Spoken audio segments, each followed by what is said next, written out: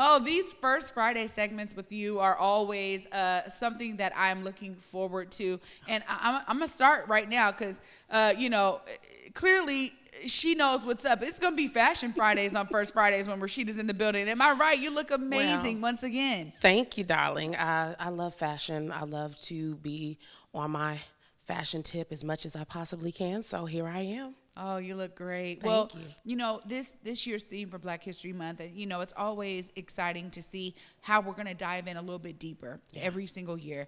And, for many of us, Black history is every single day. But this year's theme is Black resistance. And I love how you said, let's really dive into Black women resilience. Yes. Every time I'm here, I'm thinking of resilience by all these amazing folks on this wall. Yeah. Give us some tips when you're talking about Black women resilience. What are we talking about? Well, I think what we're really talking about is our innate ability to bounce back, bounce forward from the things that happened to us, and to take what's happened and create growth and better out of it, right? And that's how we push the Black resistance forward. It's on the backs of Black women's resilience that we have been doing that for years and years, right? Black women are some of the most resilient creatures on the planet. The things that we've gone through, the things that we endure, the things that we've seen, what we have to do every day just to get up and do what we do, and to walk around and be fabulous and be amazing and wonderful and intelligent and all of those things that we are.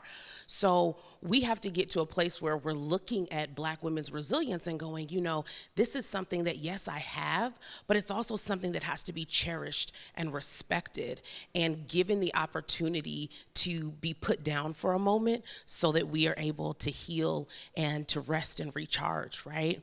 I think that's one of the big things that is hard for Black women, is that we're not really sure if we can take our cape off. But I always say, yeah, you can. There's a time and a place for that, right? I look at Black women as this beautiful bridge. We walk around all day, drive around all day, and there are bridges everywhere. There are all these things underneath that we don't want to fall into: water, mountains, concrete, whatever it is. We go over these bridges and they're strong, and we just assume that they're working, right? We just assume that the metal is working, that the concrete is there, the bolts are in place. We take for granted that there's any maintenance that has to happen to it, right? We go up onto the bridge. Let's take West Seattle Bridge. And we're like, okay, we're gonna get from A to B. I'm gonna get from one side to the other. We don't think about, has it been maintained? Did someone come up here and do something? And then when the bridge is closed, our first thought isn't, oh yeah, closed for maintenance, that's a good idea. It's, oh no, I needed to get on the bridge. I needed to go where I needed to go. And now I can't do that. I have to go around, it's gonna take longer. Black women have been that bridge, that pillar of strength. We've gotten our families, we've gotten our communities from A to B. We've assured that they haven't fallen into those things that lie underneath that they can't get out of without our help. We really take folks from where they're going to where they want to be. And that's a part of who we are. But what I hear Black women saying now is, I'm tired of being strong. Who's taking care of my maintenance? Who's checking to see that my concrete and my bolts and my steel poles are working?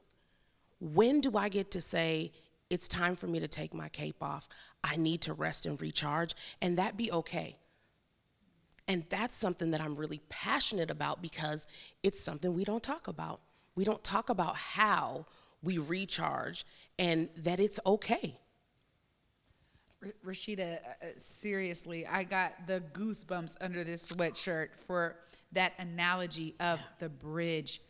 You are brilliant for that. And honestly, it is so true. And for so many of us, we live it every day, and we do not take much thought about how we do that or how we're figuring out how are we prioritizing our own maintenance. I love the analogy of the bridge. And I think what can folks do? For strong Black women out there, there is this, concept that we're so strong, we don't need the help. And that's not the case. Not How do at we break all. this ideology? Well, there are lots of ways, but I'm going to talk about just three. I'm going to talk about three that are within your stratosphere of control because I'm big about that, right? Like, what can I control? What can I do today? So the first one is make yourself a non-negotiable. So often the time that we're going to spend doing something that is solely for us, that is just about us, isn't non-negotiable. It can be infringed on by other things. We put it to the wayside and we're like, you know what? The kids need me. The husband needs me. Life needs me. The community needs me. The job needs me. And that me time turns into no time. And what I say is, if you are not a non-negotiable, you are never going to be able to give and serve yourself in the way that you should, because you haven't prioritized you in order to make sure that you are taken care of. The big thing that we do is we say everyone else needs to be taken care of, and then we're not, right? That's a huge problem for women, and Black women especially.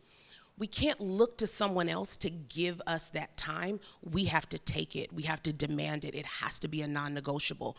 So when you're going to do something for yourself, put it on your calendar, say this is happening, and create this circle around it that cannot be penetrated. No one can come and take that time. You're not going to give that time away to do something else. That time is yours for you to recharge and to do something just about you. So that's the first one. The second one, this one is a little harder. Set boundaries.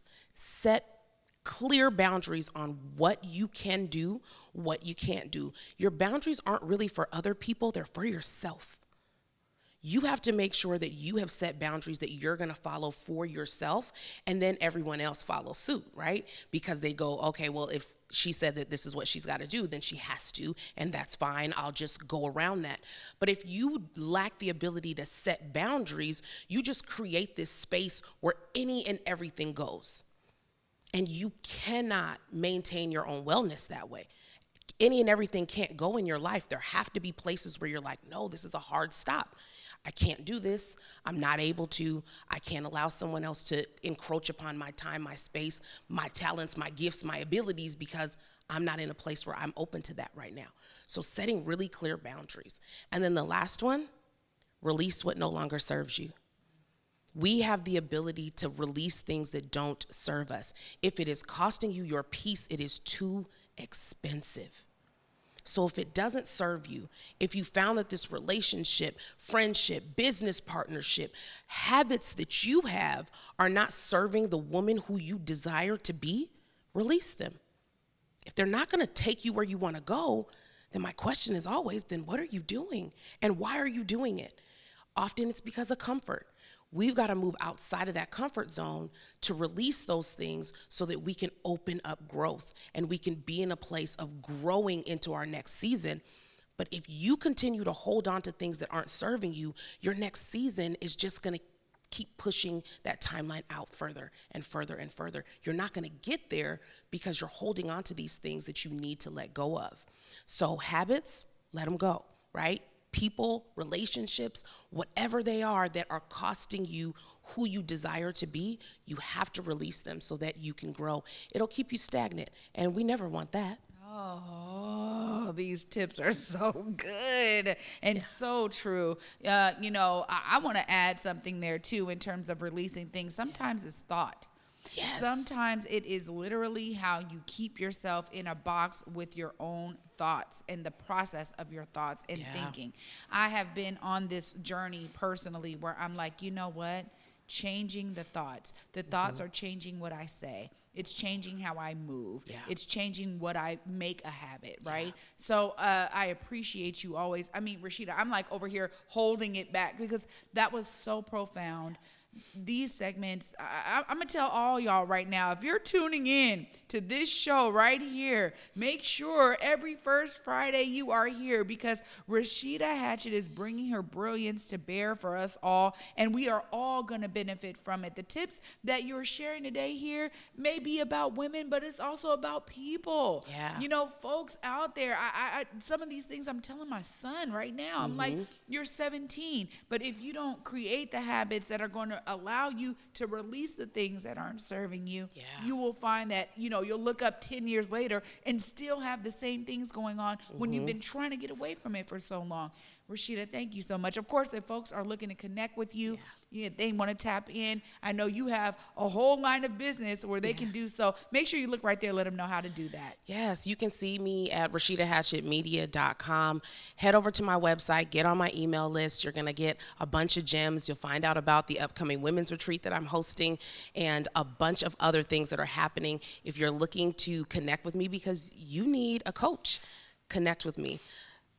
RashedaHatchettMedia.com is where you can find everything about me and what I do. So, yeah. Congratulations for you stepping out and knowing what you needed to release and knowing how you could be effective and, really help all of us get there. Thank you so much, Rasheda, for being with me. My pleasure. Always. Oh, of course, I'm going to wrap all